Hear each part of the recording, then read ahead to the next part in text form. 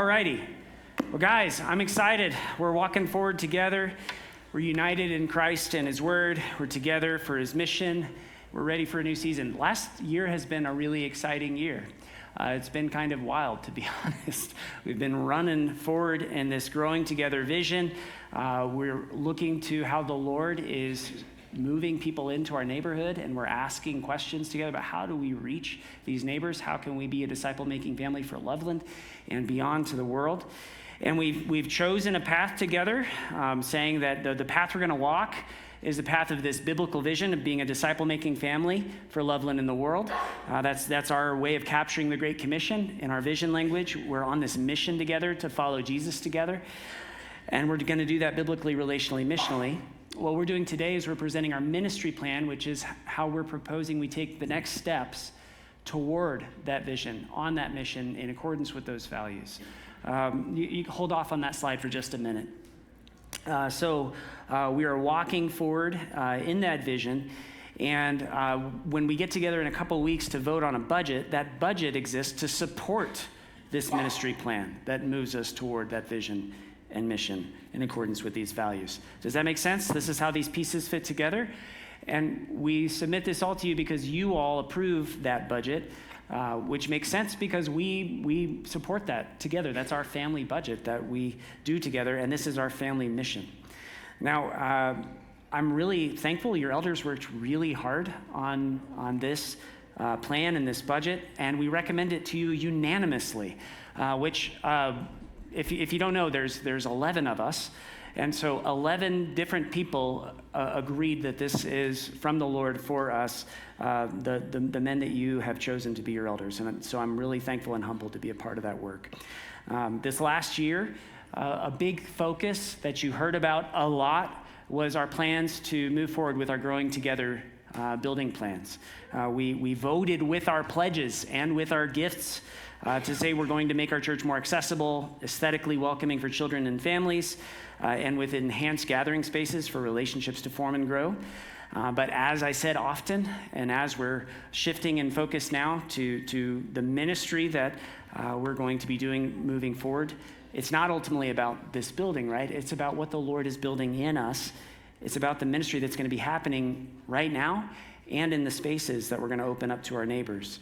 And we're leaning forward together in ministry.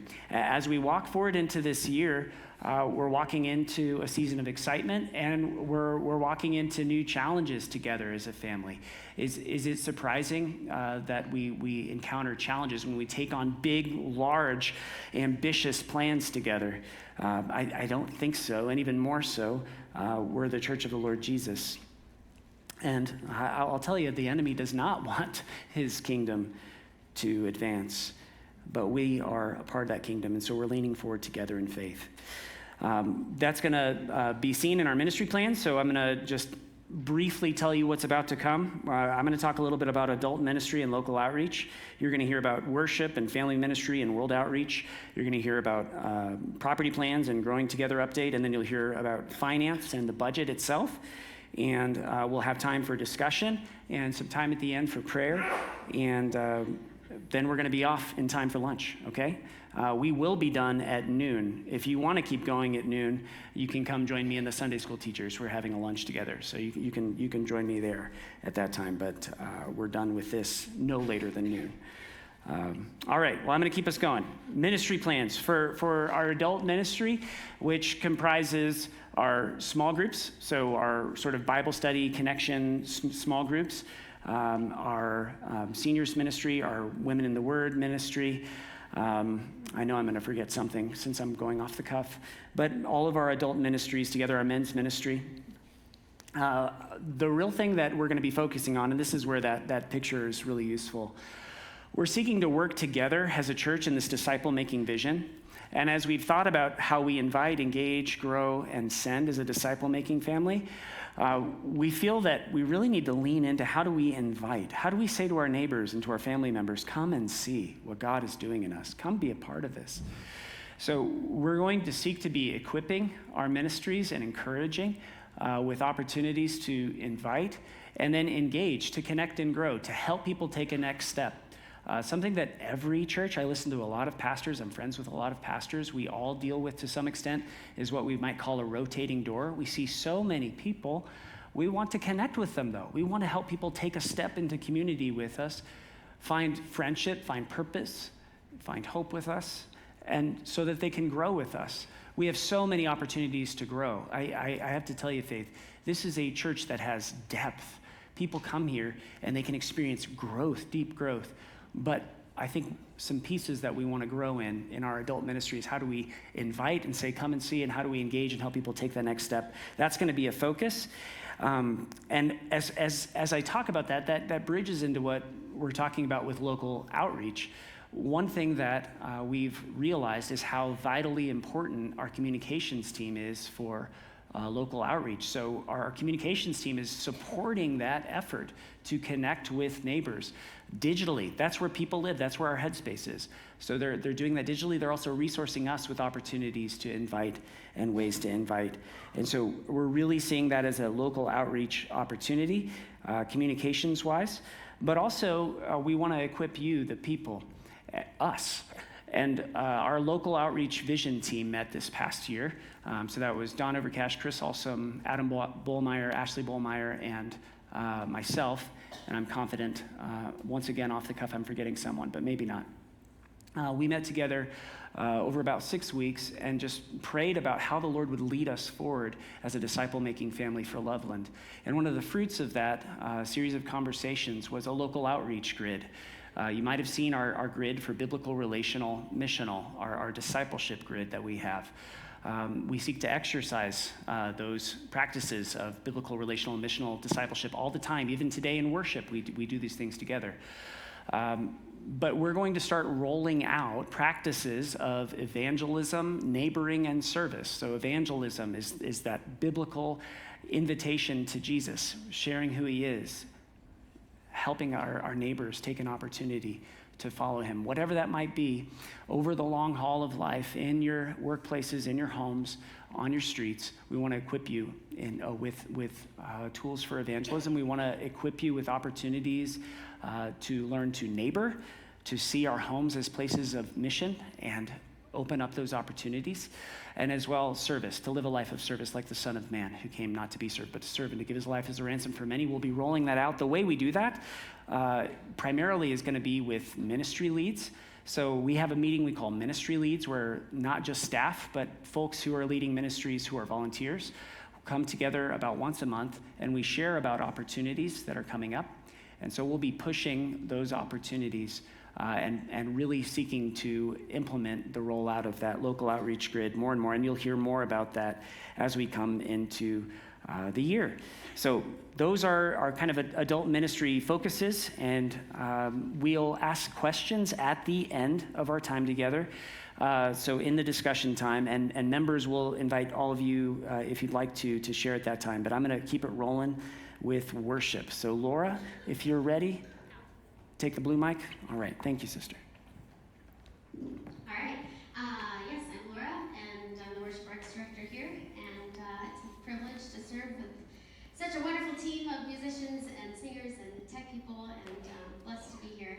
This year was big for worship. We tried a lot of stuff, like family worship today. That was something we rolled out this past year that I think is a fun thing. Anyways, we're just encouraging our disciple-making family to raise up worshipers as young as, 3 years old. So back in November, we started having some really big conversations in worship, and that was when the building conversations kind of started. And so we were like, okay, well, what is worship going to look like at Faith? From those conversations, I developed a worship vision team with Kay Broughton, former choir director, Greg Hill, who plays bass and sings in the choir, Brian Cagnina, who's our drummer, and Kylie Green, who leads worship for our youth. And we met several times to talk about what we value for worship at Faith. And we came up with spirit-led authenticity, excellence, and unity. And Pastor Dave has expanded on all of those this month. And we then took all those values and met with the entire choir and worship team and tech team at a worship retreat in April, and we spent lot of time talking through what this looks like for us. How do we really live out these values in worship? And we were really united. We started talking about in April what it's going to look like to worship together, because this was a vision that we had. And so, okay, what does this look like? And so we started talking that through, and that led us to try all together all summer, which has been such a joy to get to worship with everyone together. This was not just a sudden decision, but it was 4 years in the making. We've been expanding our repertoire of songs so that we have learned songs from both services so that we can sing and worship all together. So we have enjoyed doing that this summer. The plan was to worship all together all summer and then go into 2 identical services in this fall. But a lot of people are asking, do we have to? We've heard nothing but positive things about worshiping as one. And as the school year starts, it's possible that we could get a little crowded here as people come back from vacations and we have more people in our sanctuary. We've looked at our attendance trends, and it seems like we can still support one service if that is what we all decide on. But we want to hear from you, and so that's what this QR code is for. We have a survey, and we just love to know your preferences. We've only heard positive things, but I know there are some people that probably haven't shared some negative things with me, and so we want to hear all of it. So if you can scan that QR code, if you're having trouble with that, there are paper copies of the survey available, and Adam has those over there, so you can go see Adam, and or maybe Dave will help pass them out if you want to raise your hand and fill out a paper copy. We'd love your feedback. Yes, so take the survey, and we'll see where God leads us this next year. We are constantly looking for people to join us in worship. So, from 3 to 103, we'd love to have you as a choir. And worship team, tech team, Lord has blessed us with more volunteers this year, and just very thankful for the ways that God's been at work.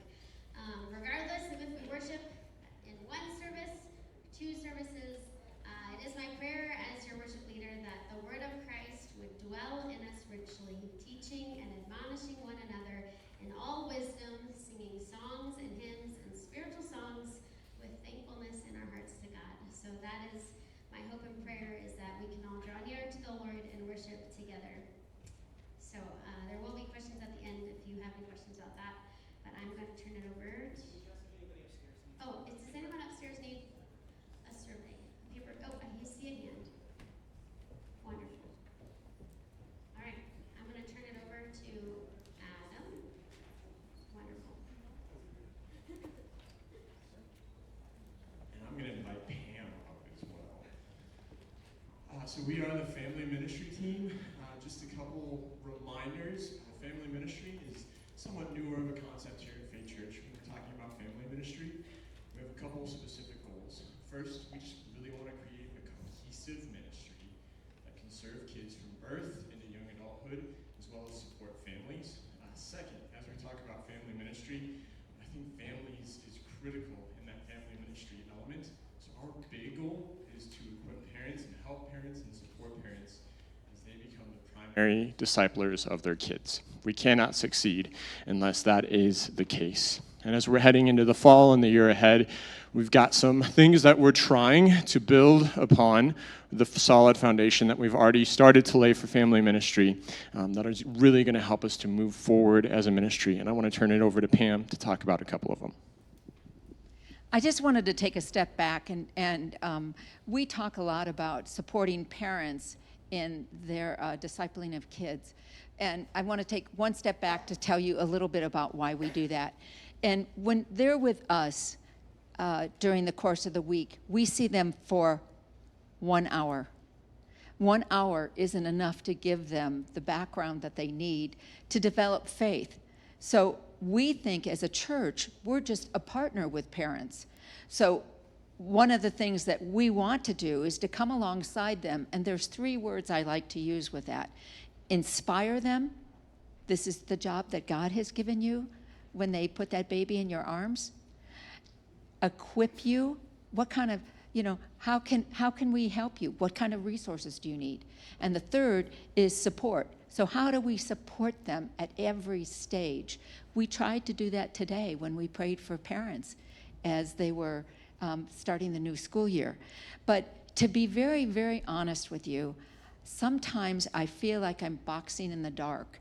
I don't know exactly what a parent needs or wants.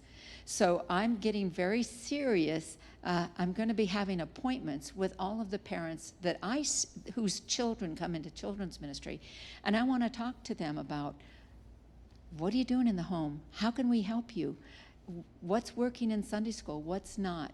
So that's still in process. It's happening. As soon as I get my first, it might even be Adam. I might even start with him. And I'll get great insight from him, I'm sure. And the other thing that we started to do is, because we want to help parents disciple, we've started something this year called Parents' Night. So twice a year, it's a Parents' Night in, where we have some sort of, I think our first one was like at the beginning of the year, and we talked about how parents can bless their children and how valuable that was. And I just gave a plug for the one we're going to do at the end of the month, which is start setting the stage for a great school year. So we want to have those Parents' nights in to help resource those parents. It's all consistent with our vision. The second thing we do is a Parents' Night Out. That is plain and simple. Go have a date with your spouse. We'll watch your kids. And there's nothing super spiritual about that one.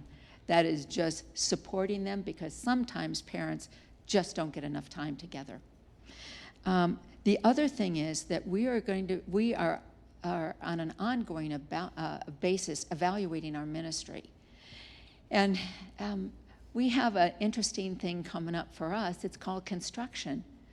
And we are thinking through, how do we carry on children's ministry through about 9 months?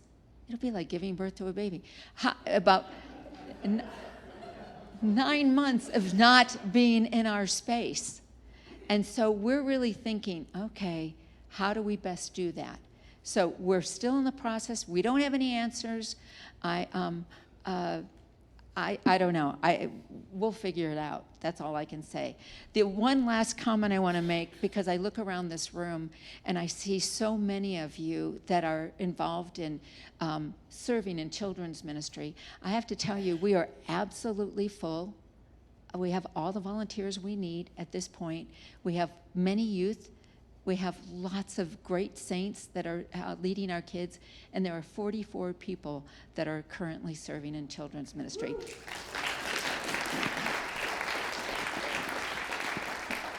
I wanted to highlight one final thing when we're talking about the family ministry portion of the ministry plan moving forward. One of the best ways that families can disciple their kids and be with their kids is through service. And so we're trying to look at all the opportunities that we have as a church. And a lot of them are great where you can go serve, but we're trying to maximize opportunities where families can serve together. And so you might notice the serve days we have going on right now. There's opportunities that are specifically highlighted as family friendly. Great opportunities for parents to serve with their kids. We want to look at those and maximize, especially partnerships that we already have in place with local ministry partners, whether that's Serve 6-8 or HNS, or we're evaluating it and just looking for those continued opportunities. Last thing I really want to say is thank you so much for your support. Family ministry is a group effort. It is a whole church effort, and we're just so thankful for all of your support and prayer, and just thank you. And I think next is Greg. Oh, missions. That's right, Ken Lang.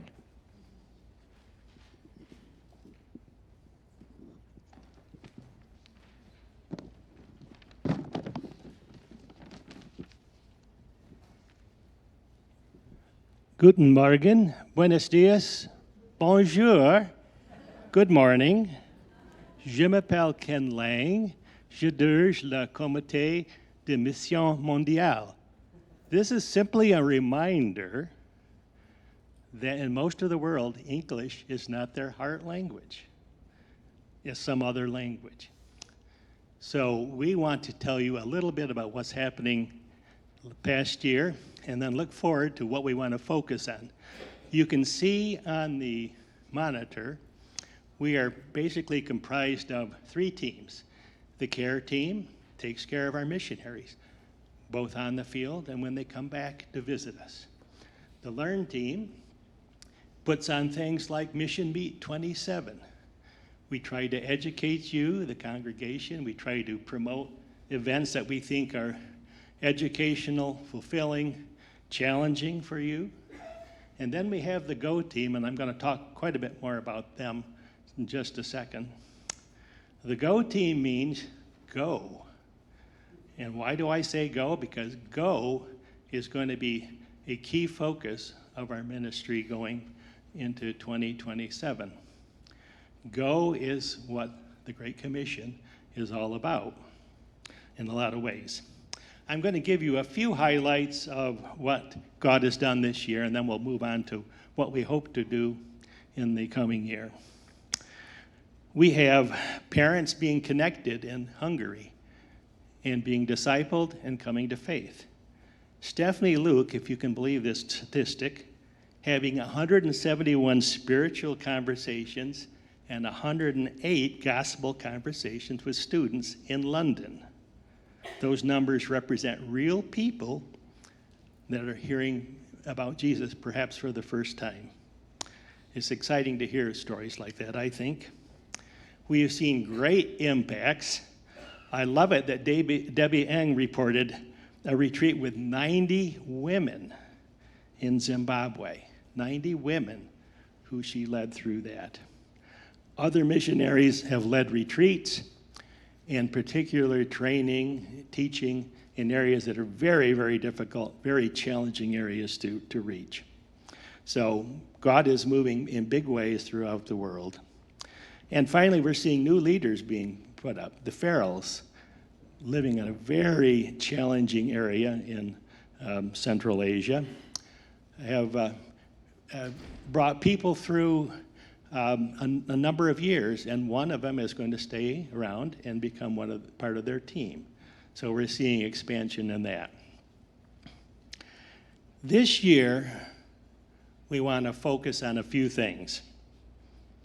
Raising a new generation of globally minded disciples. We want to have learning opportunities with the next mission meet, that central slide you see there, mission meet. We did one in 2024. It was exciting, it was informative, impactful. We hope that you'll find the next one equally so. And then we really, really, really want to emphasize go. Why is it important to go? Well, the Great Commission tells us that. But in our history, we have found that going on a short-term mission trip is that first step in deciding that God is calling you to the mission field. Getting real-world experience in a culture that's entirely foreign to you. A culture that maybe makes you feel a little uncomfortable. Those are life-changing experiences, and we have sent out many people who have come up through our youth group. We've sent them out to become world missionaries. I'd like to emphasize why it's important to go with a brief anecdote about our last short-term mission trip to Alaska. We typically do maintenance there. Grunt labor, not glamorous, but it supports the missionaries who are coming onto or off the field into the Alaska bush. We like to do it. We found that as we age, this becomes a little more challenging. So we'd like to have younger folks come with us, obviously. A great brand new opportunity, if you can believe it, is piano tuning. A specialized skill. This is a first for Faith short-term missions. We have never before in any mission trip that I can think of tuned 4 pianos. Why is this important? It's not everyone needs to be a teacher. Not everyone needs to be a builder. Not everyone has those skills. But sometimes God can use specialized skills to do the same thing. in ways that are totally unexpected, unplanned for. So looking ahead, we have lots of opportunities on the horizon. And the next one that I really want to challenge you to consider is a short-term opportunity to Mexico next spring, basically March 29th through April 7th. So who needs to go? Well, you need to go. You need to go. You need to go. If you have a young family, you need to go. If you have teenage kids, you need to go. If you getting to retire, you need to go. If you're part of the senior picnic scene this summer, you need to go. Why? Because this is appropriate for everybody. Rob Kuzeski, who is now leading the Go Team effort, has specifically put together a buffet of things for opportunities for all sorts of skills, all sorts of families, ages. Some are going to be close by, some are going to be a little further away. But stay tuned, because there will be a buffet that you can participate in. Other things that may happen, a trip to Costa Rica, possibly a trip to St. Louis. I've heard quite a bit about that. And there'll be other things, so stay tuned. Rob is doing a great job, and there's a lot of exciting things that are going to happen. I'd also encourage you to look for information about the mission conference. I've mentioned this now 3 or 4 times. 2024 was a lot of fun, a lot of work, but we think 2027 is going to be as good. So we will continue to publicize this, give you information relevant as soon as we have it available. Finally, do you feel God nudging you forward to one of these mission opportunities? Would you like to help someone else participate? If you do, please talk to Rob. We love to have a scholarship to aid people, or if you'd like to contribute to that scholarship fund to enable people to go, we'd love to see it. We'd hate to have finances be a barrier to you be able to participate in a short-term mission trip. If you'd like more information, have questions, or want to learn more about what's coming up, or to get involved actually and become part of the World Outreach Committee, please reach out to Rob, to Sue Thompson, Jim Murphy, or me. We'd be delighted to welcome you aboard and give you an opportunity to serve alongside with us. Thank you for your prayers, thank you for your support, and for your heart for missions.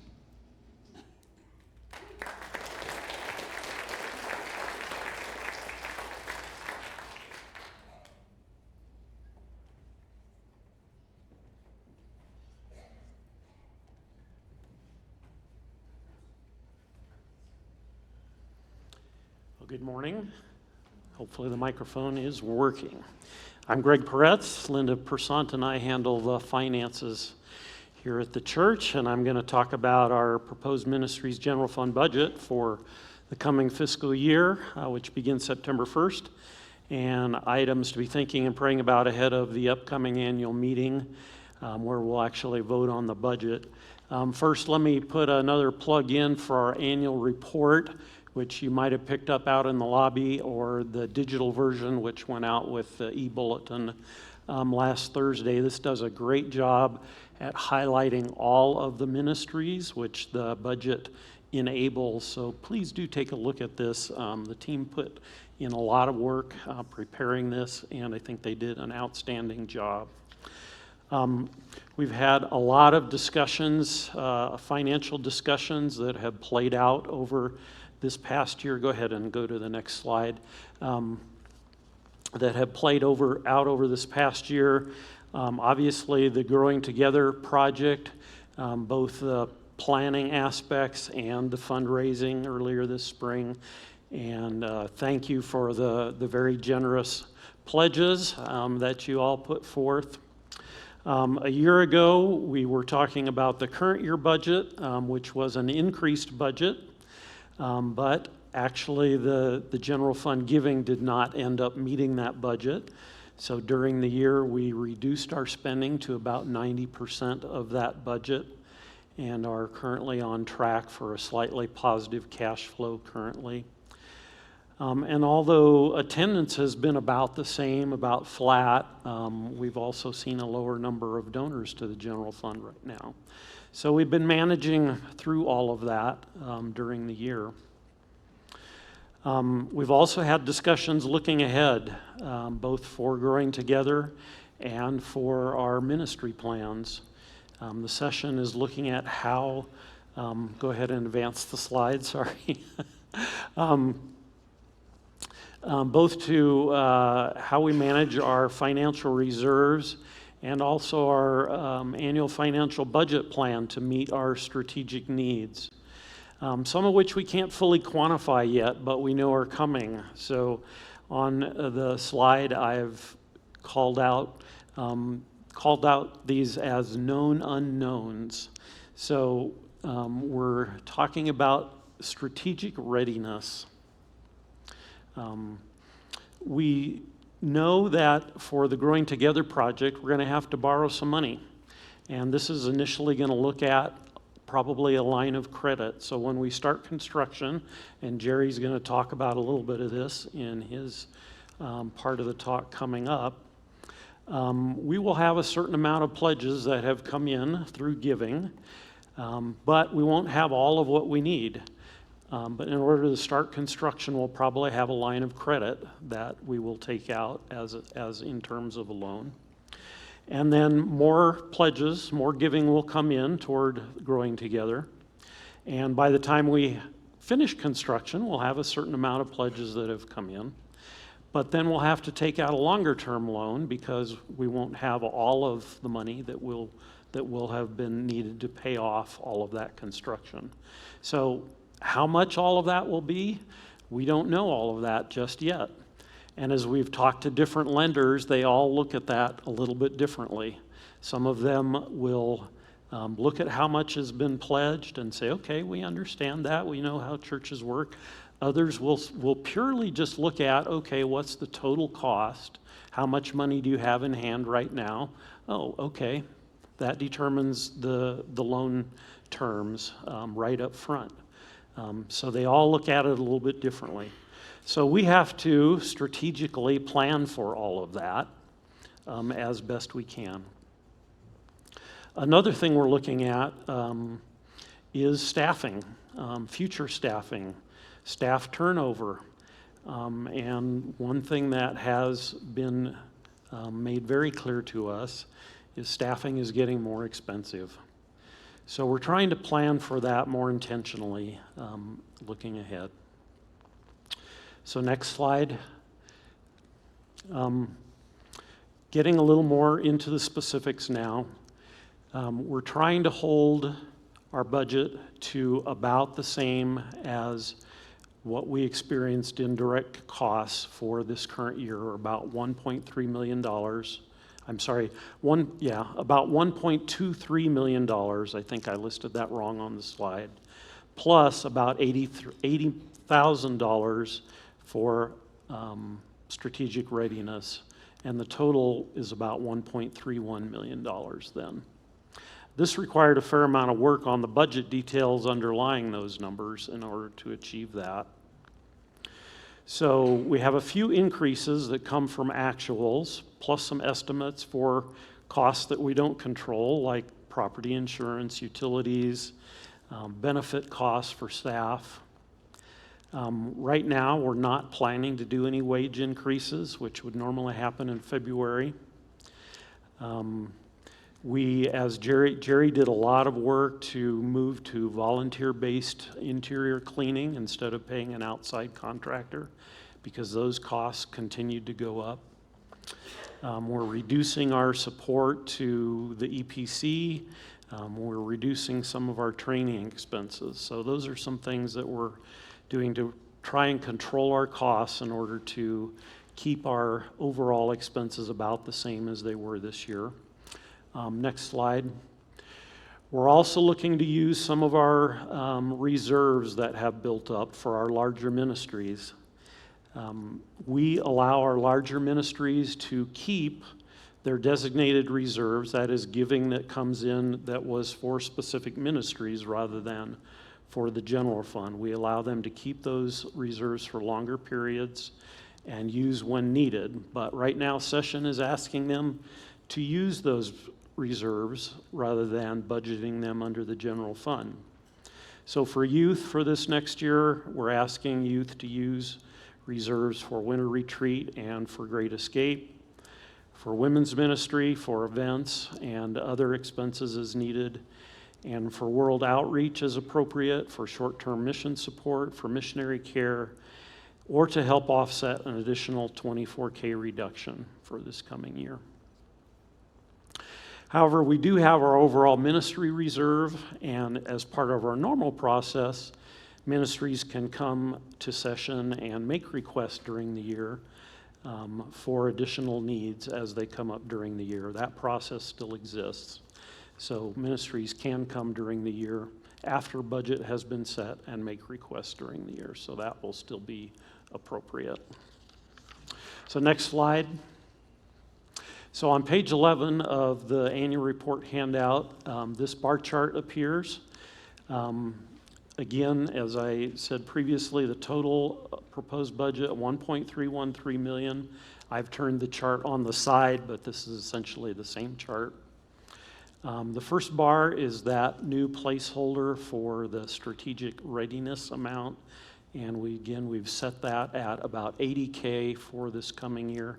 That's primarily driven by what we expect our loan costs could be for the upcoming year for the line of credit loan. We don't know that for sure yet, so we hope we're about on track there in that estimate. We're also hoping to end this current year with a little bit of positive cash flow, which would go toward the Growing Together reserves, which is also shown there. On the other end of the bar chart, care, communication, administration looks like our biggest ministry area. But actually, if you add local and world outreach together, our outreach budget is about $320K, which really is our largest ministry area, which follows from our vision and purpose for Loveland and the world. So hopefully all that makes sense. So you can see kind of our relative expense areas across the budget. And again, the orange is the FY2027 expense amounts, and the blue represents our current year amounts. So you can see where things are increasing slightly and where things are decreasing slightly.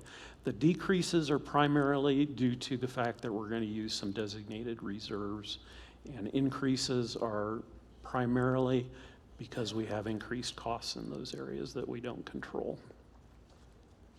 So next slide. To help achieve all this, we're also prayerfully seeking a very slight increase in general fund giving, $35,000 to $40,000. I think Dave mentioned a couple of weeks ago, we know everybody was really excited in giving to Growing Together. We saw, very generous giving there. Don't know that was really necessarily all the change in general fund giving, but we're certainly asking everyone to prayerfully consider your giving both to the general fund and to any designated giving, and really help us to see if we can achieve that. Really, it's just a $3,000 a month change over the next year to our general fund giving.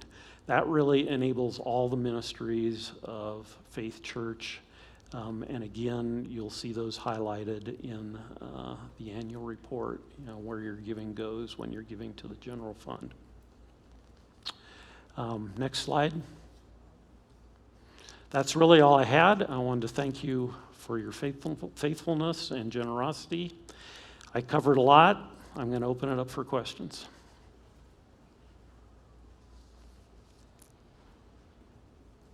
Thank you for being so faithful, Greg. Yes. Thank you, Penny.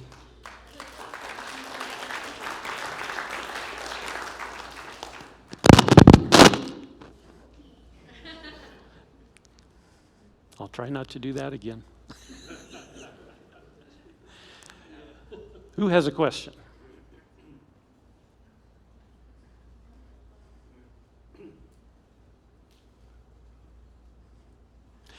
We do have another Q&A time at the end. Oh, there's one. What is the current amount of reserves that we will draw on to supplement? For a specific area? Well, for all of the areas that we'll draw on reserves, what's the total amount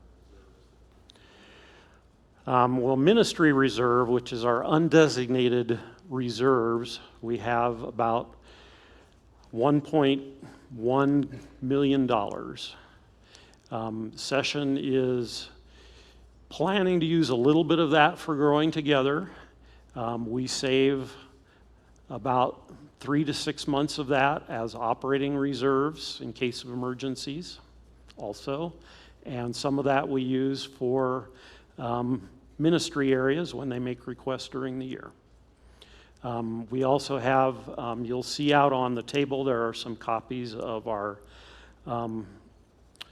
basically our balance sheet, and it shows all of the reserves for all the designated giving also. Or I can send you an email copy of that if you would like. Mm-hmm.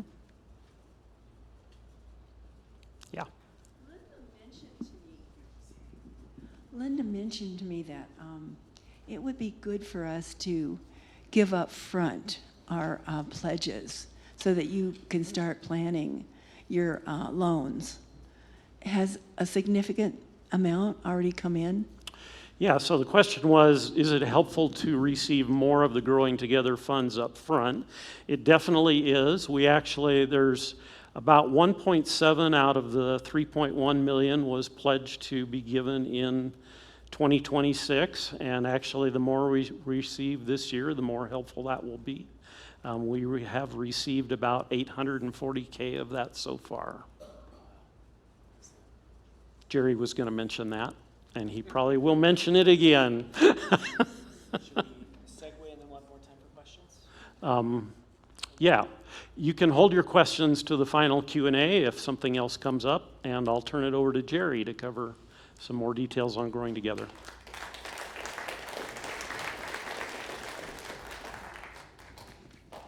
Thank you, Greg.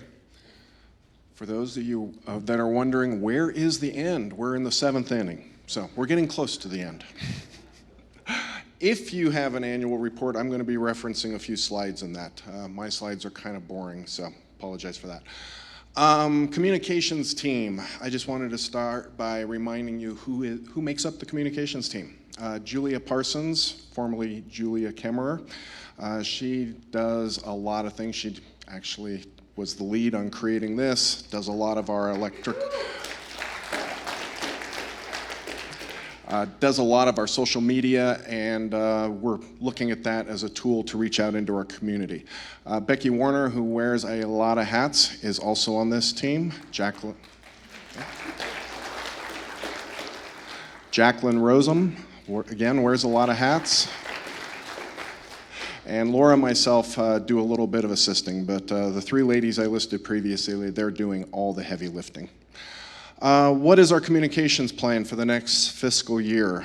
If you have one of these, I'd take you back to page 10, which is that cone. Sherry, if you have that, you can put that back up. Bringing consistency to our brand. If you pay attention to things like our email, our website, the name we have on the front of the church, they don't line up. We have Faith EPC in one spot, we have Faith Church in another, we have Faith Church Loveland in yet another. Marketing 101, if you want to confuse your customer, call yourself about a half dozen different names. So we're doing that well. We want to move the needle into a more consistent branding. So that's one thing we're going to be working on. Improving our website. We all are pretty familiar with websites these days, and most websites are intended to be outward facing, meaning it's a window into an organization. If you're buying a new pair of tennis shoes, you might go to the store you're thinking of and they're going to tell you about the tennis shoes, right? They're going to supply information that an outsider is looking for. As we evaluate our current website, we can definitely make some improvements there. For communications, for me, I mistakenly always looked at communication as kind of a tactical aspect, if you will, meaning we even used to group it in past presentations as a ministry enabler. I gotta say, as the team has educated me over the last 24 months, my viewpoint on that has changed tremendously. It is really not it is a ministry unto itself. It is not a ministry enabler. Yes, it helps enable many of our ministries through communication, but as you look at this cone or funnel that you see up here, it's one of our biggest tools that we have for invite. Our best tool is you.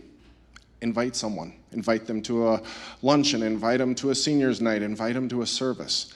It's like when you're looking for a personal recommendation for a service you might be looking for. We usually put a personal recommendation above what we find on the internet. But we live in a technology-driven world.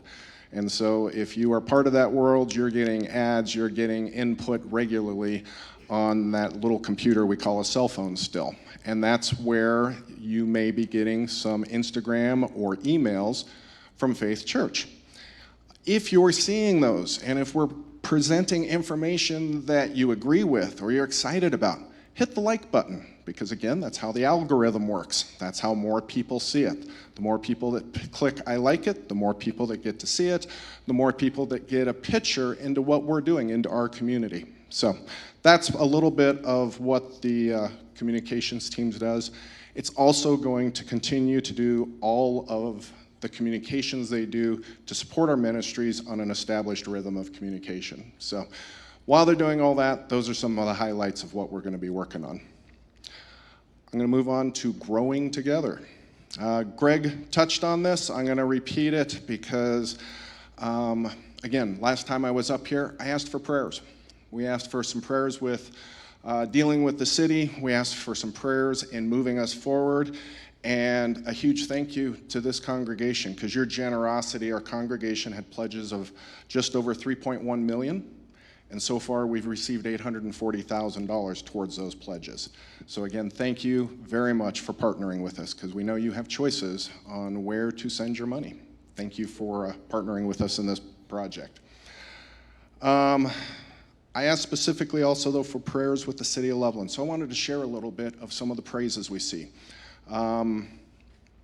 Anytime we go through a process of change, it's good to sit down and just give thanks for where God has shown up in a big way. We did what was called a traffic study. It's basically an evaluation of the traffic comes in and out of our property, goes up and down Wilson. When we first started it, the city of Loveland had real concerns about even having an entrance off of Wilson there because of the way the turn lane would have to go and the way the traffic moves and so forth. Obviously, that would greatly affect how we enter our property. Praise God, we came in under the threshold, so the result is we will take the two driveways on the east and combine them into one larger driveway that goes between the two trees to conform with the city requirements. But again, praise God, we did not have to abandon what we have going on the Wilson-facing side. Another big one is we're getting ready to do a site development plan, and the initial meetings with the city, they go through everything from traffic to water drainage on the property and so forth. The original estimate is that we would spend somewhere around $60,000 doing civil engineering just to design the new drainage plan. Praise God, the civil engineer from the city of Loveland walked in and says, I like it just the way it is. You don't have to do anything. That is a substantial savings for us. So again, God has been showing up through this. Updates, where are we at? I think the most significant update I can share is that Session has approved that we are going to actually address the north part of the building first. We're going to address the stairs, we're going to add a ramp, we're going to tear out the steel stairs, replace them with concrete stairs. We're actually going to pour a foundation around that so that for some future project, we can enclose those stairs. You might be thinking, why don't we enclose them now? First is cost. The second is the city of Loveland. If we don't do anything more than replace what's there, we can get a permit and move forward. It's not part of our site development plan that takes 9 months. So we can actually do that first. Besides accessibility, one of the real big reasons that this rose to the top is, and Pam talked about it a little bit, what's our transition plan? Where are we going to worship? How are we going to worship during this 9-month process that we're going through? Well, if we have a stair and ramp out there, we can continue to worship here, which is huge. What we would end up doing is building some walls in the lobby to protect or isolate our working space from their construction space. So our lobby is going to get a lot smaller. We're going to lose our bathrooms. We got to deal with that. But we are going to be able to worship in this space throughout the entirety of the project, which again, I think is a huge praise.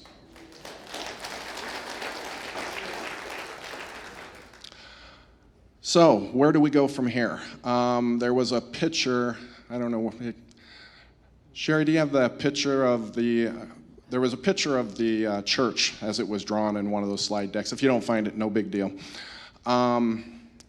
Will also did a great job of building us a model out there of what we think this is going to look like. I'm just telling you right now, there's a fair amount of changes being considered right now. I'm purposely not sharing those right now because nothing has been approved yet.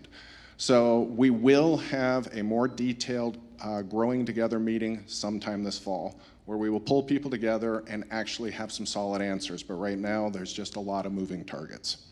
So what's our schedule look like moving forward right now?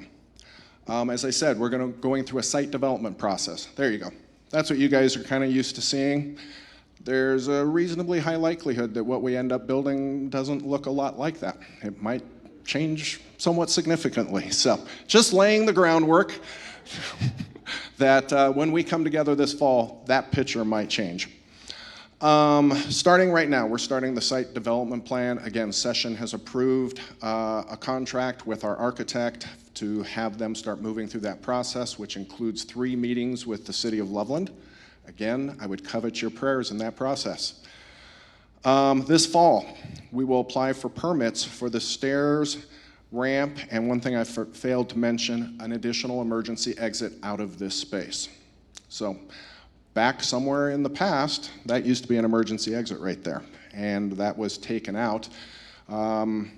We're going to add a new one right at the base of the stairs right there, and that is going to take us straight out of here.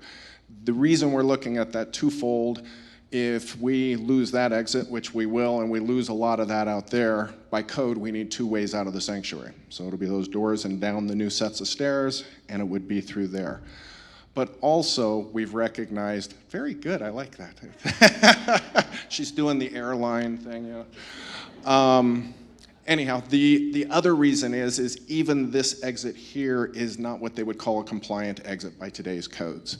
So we are going to end up tearing that apart and redoing it so that we then, at the end of this project, have 2 fully compliant exits, one there, one over there, and then we have our exits out the back. So this is something the safety response team and the security team before that has been advocating for at least 10 years that I can think of.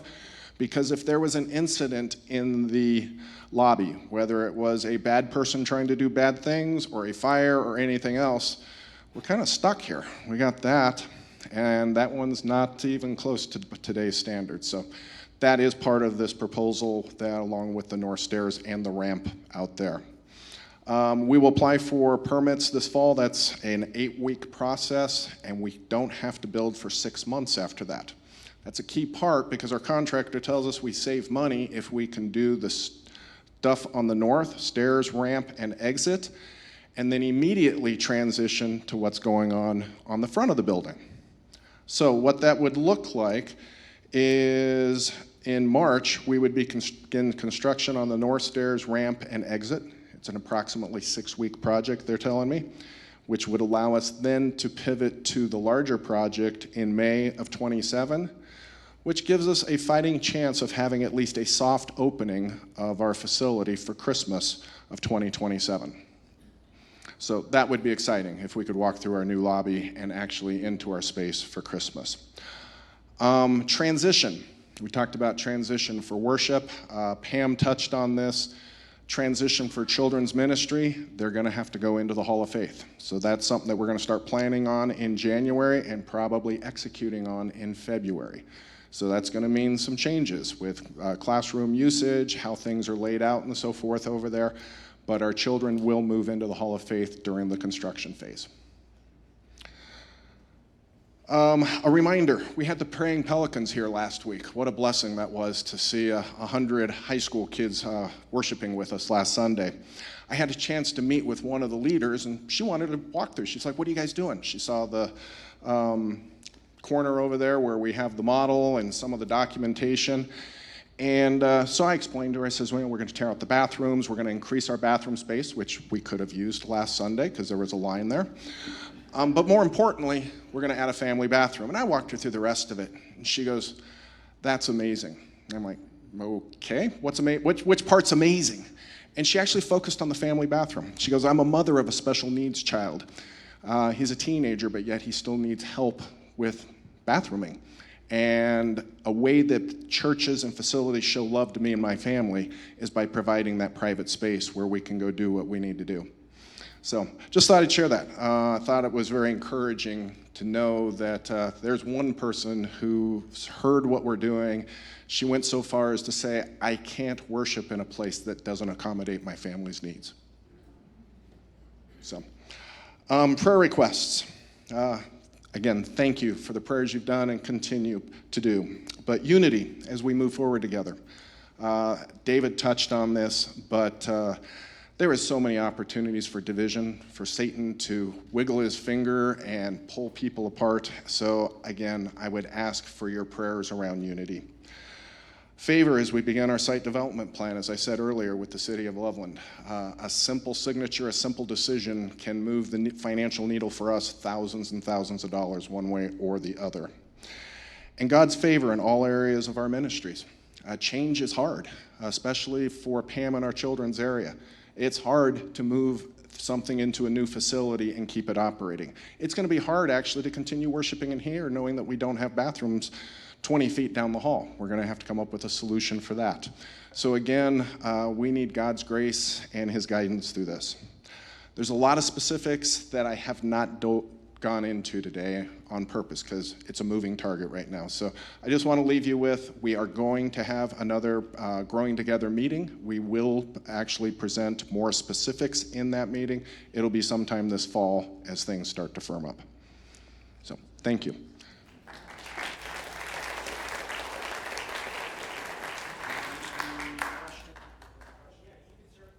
I'll have a mic to run to folks. And so if you have a question, raise your hand. If you're upstairs, you're going to have to wait a second, but I'll get to you. Anybody have any questions? Right back here. Here you go. What are we to do with these surveys? Thank you so much. With the surveys, if you've already filled them out. Drop them in the offering box on the way out. We'll sort them out. That's perfect. Jerry said what I wasn't going to think. He said something better. So drop them in the offering box. Just drop them in the offering box. Any other questions? Greg's over here. He wants to answer some questions. So do not let him just sit there up in the balcony. Amber, can you speak loudly? We have not chosen. We will put it out for bid. The question was, who is our contractor? Just Correct. Repeat the question if you don't have a mic. Our bank is actually requiring us, at least, okay, let me be more clear here. A potential lender is requiring that we get competitive bids on our major components, okay? Which is just good business, if you will, or good decision across the board. So we are currently working with Mishler. We have paid them a small advisory fee, and they've been doing great in adding value through this process of the city and design and preemptive things like surveys and so forth, but the actual contract will go out for bid.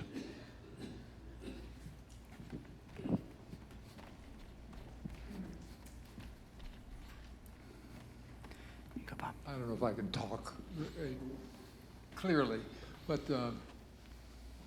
our pledges were for 3 years. Yes. And you're going to start basically about 6 months or 9 months into that. Yes. So we're going to have to borrow a huge amount of money to cover the pledges that are future? Yes. So I'm going to let Greg jump in here also. I'll give you my big view, and he can give you the details, okay? He talked about this as a bridge loan. But he also talked about that we have over $1 million that was committed in the first year. And we will spend the money as we need to. But a bridge loan, as you most likely know, I hope I'm not insulting anyone's intelligence here, it is not a lump sum loan. It's a line of credit. It's a big credit card. And we would spend it as we needed it. So as funds are coming in, pledges are coming in, we would spend that money first. And to keep the project moving forward, we would draw on our line of credit or our bridge loan. The reason we don't want to wait 3 years is because the escalating prices of construction. Big concern that with the uncertainty of so many things right now, that we could wait 3 years and not be able to do the project that we want to do. Right now, the contractor's telling us things are reasonably stable. I'll let you figure out what reasonably stable means, but that's the words that I've been given. So yeah, there's a timing issue, there's a funding issue, and we were trying to thread the needle there. Greg, anything you want to add to that? The primary lender that we're working with right now, and we don't know whether they will actually qualify us or not. We're hoping to determine that in the next couple of weeks. They're very familiar with working with churches and capital campaigns that stretch over several years and pledges that come in over a couple of years. Where was I going with that? They're delighted to see that most of our pledges actually come in within the first 2 years. But they accommodate that kind of stair-step pledge and giving as part of their loan package. Very used to that. Other lenders, in fact, the first one we talked to assumed or would like us to be much more conservative and have most of the cash in hand ever before we started, and that just didn't make sense. Thank you, Greg. Any other questions? And it can be ministry. This is not just property and finance. If you have some ministry questions, we have Adam, we have David, Pam, we'd love to answer those questions as well.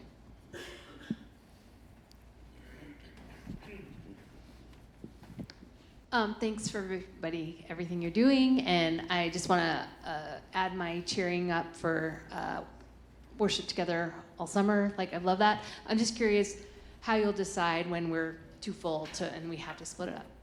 Yeah, I'll take that one. So our session decided, or I think it was April, we brought it to session to basically try this experiment to worship all together all summer long. As we're seeking to come together as one church, as we're walking into a season where there's going to be some uncertainty. We know with the building plans, with the transition plans, there's all sorts of things we're going to be figuring out. And we're walking in a transition also as a church, as we're looking forward to the future and the future of Faith Church. So we believe that unity as a church is so important and crucial, and so we wanted to experience that in worship. The session voted yes unanimously to try this out for the summer and to reevaluate at the end of the summer. Guess what? We're just about there to the end of the summer. So in August, we'll be discussing it. It'll be part of our business as a session. The feedback that we receive from you will help us to just hear you and understand your hearts. But ultimately, in the kind of church that we are, the leaders that you all have prayed for and appointed as your leaders are going to prayerfully seek the best next steps. One thing I can tell you is that we won't just decide we're going to go to 2 services or 17 services. We're not going to 17 services. We won't make that decision, and then the next week suddenly we're going to be worshiping differently. We're going to have to make a decision and create a plan to support that decision. So you'll hear about this before it happens, if that makes sense. We'll make sure to communicate. Communication is always a challenge when you're dealing with a big group of people with different communication needs and desires, and so we are going to do our darndest to try to communicate well. Thank you. Any other questions about ministry, about anything with respect to the presentation today? Ed? Ed Leon. We've heard real emphasis on some adult ministries like small groups and marriage mentors, et cetera. Can we get an update in terms of kind of where we stand, maybe percentage of folks that are involved in small groups? Do we have any kind of infrastructure supporting marriage mentors? Some specifics there. Thanks, Ed. That one's for me.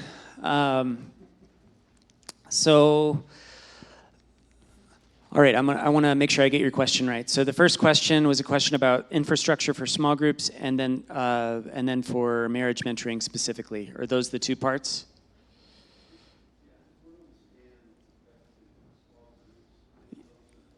Yeah. Okay, so the status of the church with respect to small groups. Okay, so in our survey that we did earlier this year, where we were asking questions about our Growing Together project, we heard from you all that a really surprising percentage, and I'm not going to try to make it up, but it was much higher than I expected, way over half, and I don't remember the number. So if Jerry or Greg have that number in their head memorized, said that they were in small groups. One thing that we've realized is that I think that we think together about small groups differently. So when I've said small groups since I arrived here, and I inherited a lot of the language from the team that was here already, we're thinking of Faith Church small groups as those that are focused on discipleship, biblically, relationally, and missionally. Very connectional, very focused on growing together in God's Word and seeking to serve together. And also the leaders go through some training and so forth, are connected with what we're doing at the church. So those are the small groups that we were thinking of, but I think a lot of our people are involved in small groups of Christians at Faith, and so they identified, yes, we're in a small group. So I think what Ed is talking about are the first ones that I talked about, those groups that are committed to discipleship and this vision that we have together. And so what I would say is that we are seeking more leaders as more people come to be a part of those, and we continuously will be. And we're seeking people to join and connect. At the same time, what I'm seeing is not everybody is ready to connect in one kind of small group. Something that I've learned is that young parents need a kind of group, and they're trying to figure that out together. Folks that are in different seasons of life are looking for different kinds of groups and experiences. Our small group leaders wrestle with that kind of reality. Like, do we just follow the sermons? Do we do a book study? Do we have a different Bible study? And anyway, we're all trying to figure out how do we make this work well for us. So there's a lot of questions that I'm trying to learn and lead through. One thing that we're going to be doing is our preaching team is going to be giving me the opportunity about every 4 to 5 weeks to focus on small group and those ministries and those leaders for the week, so that I can connect with you all, strategize with you all, pray with you all, help develop solutions with you all, and move forward with you all. So I will say, as a pastor, small group leaders have been kind of hanging out on their own and coming to me if they need help. And so my desire is this year as a pastor is to be more proactive, because I'm freeing up time to be proactive, to serve and support that ministry, to move it forward. But if you have a desire, or you know someone in your small group who has a desire to lead and serve in that way, to be a host for a small group, it's such an important ministry where we develop these relationships that last a lifetime and where we're growing in Christ together. So please let me know somehow so that we can get folks connected for training, which will be coming up in September and will be communicated soon. So looking forward to supporting small groups. As far as marriage mentors, this was one of our team's ideas over this last couple of years. We just want to help people grow in faith. And I would say, as far as the effort, it has been a mixed result. So I would say there's been instances where it has been really sweet and wonderful, and connections have been made. And there's been results that haven't been. So these are basically older, seasoned couples that have been through many waters, and God's been faithful, and they're meeting with a younger couple and just doing life. Not really any other agenda other than to connect and help each other grow and encourage to go the long haul. But yeah, there's been a mixture of results, and it's something that I want to continue to tinker with. And I think to the point that I said earlier, I'm hoping to free up some time to focus on that this coming year. One thing that I'm really good at is coming up with ideas that I don't actually have any ability to push forward. So my hope is to push that one forward a little bit more. So if you are a married couple and you could see yourself inviting another couple into your life just as friends, that's really what we're talking about, just to care and to walk through life. The fact that we're all here means we're sinners, so the expectation is you're not perfect. So that would qualify you. All right. We can talk more about mentorship in another time. There's Roger. Roger, I'm going to give you the last question because I want to leave a little time for prayer. My question is about young adult ministries and young family ministries. And are we primarily just addressing those through small groups, or do we have intentions to provide more specific support for them? And I would argue that everything about our Growing Together campaign is all predicated on young people.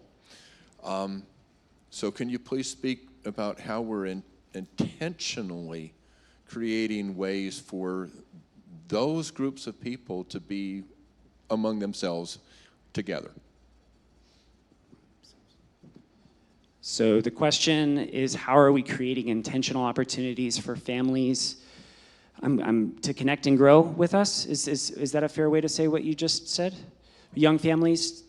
Young families getting support from other young families, young adults getting support from other young adults, and living life together, not necessarily being focused on creating a mixture with other adults. Young families simply To be together, affinity, kind of like an affinity group for young families or young adults. Gotcha. Laura is far away right now, but she's going to come near. She has some ideas because she's working on that. I'm gonna ask Adam, and I'm also, before I give it to Adam, one thing that I would just say is, once again, it would be helpful. Pam said this. It'd be really helpful if folks talk to us and help us here. This has been one of the blessings of Laura with the groups that she's had. It's been a really great opportunity for us to learn. So share with us about your heart's desires. Come out of the woodworks in your groups, in your connections, so that we can address these things and create the right opportunities. But one thing we have, I'm just going to give a teaser, but our session has just approved a really awesome special event that's coming at Christmas time that'll be for families intergenerationally as well. I know that you're just asking specifically about young people as an affinity group or as a group of young people, but we're really excited to announce our Christmas plans, which will be really focused around drawing in families. Laura. Yeah, so I'm the token young family here. But Ryan and I started a small group this past year for young families. We had 20 adults and 9 children, and Stella was the oldest at 3. So it was chaos. And we met together to have a meal together every other Sunday and realized this is crazy. We can't have a conversation. There's no way to have childcare for that many young children because they need their moms right there all the time. So anyways, this is a question that I've been wrestling with a lot. How do we support young families? What do young families actually need? One of the things we did this summer, which was wonderful, was get together a group of moms to study a book Logan Hernblum led. That was awesome. Discipline that connects with your child's heart. And that was really a sweet time. Us moms got to connect. And then afterwards, we had brunch together with all our kids running amok, and it was great. But I am asking these questions, and I think what young families really need is Jesus. More than others, I feel like. I just need more Jesus as much as possible. So for me, it's not necessarily young moms meeting with young moms, which I'm doing. I'm meeting with at least 2 young moms each week for play dates. And then I'm trying to mobilize the moms. And so I've got 2 moms meeting for small group at my house. And I've mobilized another mom to have 2 moms meeting at her house. And anyways, we're trying stuff. But I think having intergenerational ministry is so important because we don't know what we're doing, and we need wisdom to speak into us and to, point us to Jesus in this season. But we are having and developing lots of opportunities for young families to gather. And I will say, everything Pam has put on has been phenomenal. The blessing of the kids, her parents' night in. If Pam ever does anything, you should just go. It's so good. But yeah, anyways, Adam, you can speak more to that. Yeah, I want to emphasize what you're saying. One of the efforts that we're really putting forth, especially for parents, is what Laura just said and what Pam talked about earlier, is Parents Night In, Parents Night Out. And that's an opportunity for families to gather, and it's not just a teaching time. Before it, there's an intentional time of having a meal together and having collaboration together and having that time to gather together. So I think that's good. Second, I would emphasize exactly what Laura said for young families. Small groups are key, and I will say that's something that we're learning and growing in and need to continue to develop in, but there's efforts and there's things that we're trying. You mentioned young adults specifically. I'm just going to be really honest. There's been about 3 or 4 different iterations of trying to get young adult small groups together that start really well and then fizzle out and die because of lack of participation in them. And so that is an area we need to grow and we need to figure out. I think it is really important to this church. I don't have a solid answer for you at this point in time, other than there have been efforts. It's not just sticking our head in the sand as an ostrich and ignoring it. So, yes, ma'am, Miss Penny. About the youth group? Oh, man. Well, we have a youth group. I can confirm that. Yes, there's a youth group that is going strong, and God is good. Yes, and Penny is wonderful, and she's a wonderful volunteer for our youth. Ron is going to be praying to close us, and I wish we had a little bit more time, but before he closes us, I want to remind us of the prayer that our Lord Jesus taught us to pray. How did that begin? It began, "Our Father in heaven, hallowed be your name." Hallowed be your name. We want the Lord's name to be lifted up above all of other names. We want him to be the center of our lives and the center of the life of everyone in this world. And so that's our heart with all that we're doing. That's our guiding star. So I just invite you just to turn your hearts to the Lord and to ask him for that, to ask him for wisdom as we walk forward. If the Lord gives you any sort of feedback you want to give us, we ask you for that. This is why we're speaking to you, so we can get feedback. So not just today, but you can come later. But please have that prayer on your heart. Father, hallowed be your name in everything we do. Would you close us in prayer, Ron?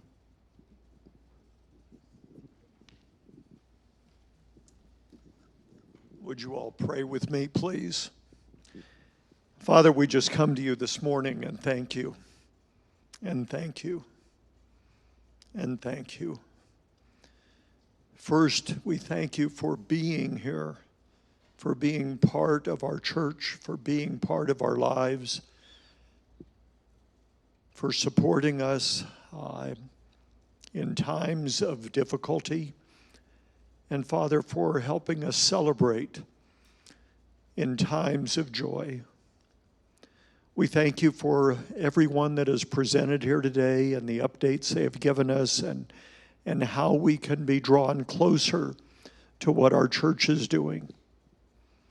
And Father, I just ask you for one additional gift as we leave this morning. A smile. I would like everyone that sees us to know how happy we are and how filled with your Spirit we are and the joy that brings us. Be with us now, Father, as we go our separate ways. and let us not forget to bring you with us. In Jesus' name we pray. Amen. Thank you all so much.